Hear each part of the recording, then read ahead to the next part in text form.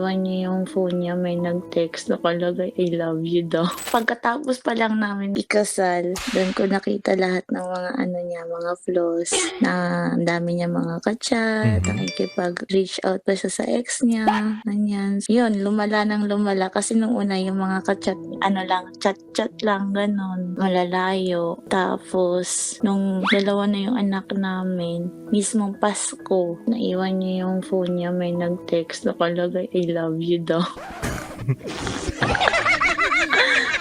So, syempre sa galit ko sa kanya, nasakal ko ang loko. Bago mo siya sakalin that time, binview mo muna yun. Siyempre yung girl. Hindi ko siya ma-view kasi yung cellphone niya actually puno ng password. Kumbaga pag binuksan mo yung cellphone, Pag open mo ng cellphone, may password. Pag inopen mo yung Bago ka app, magtingin ng messages, may password.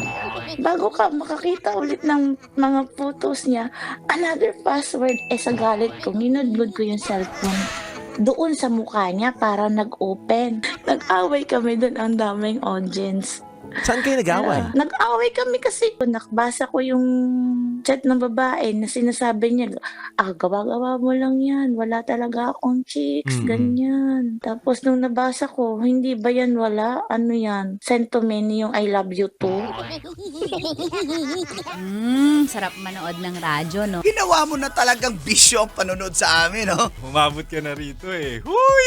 Kaya kung gusto mong tuloy-tuloy pa ang tawanan, Iyakan at kiligan, aba, i-like mo na ang video na ito. at mag-comment ka na rin sa Bisyo. Hit mo na rin ang notification bell. Para updated ka sa mga kaganapan namin dito sa Love Radio. Kailangan pa bang i-memorize yan? Basic.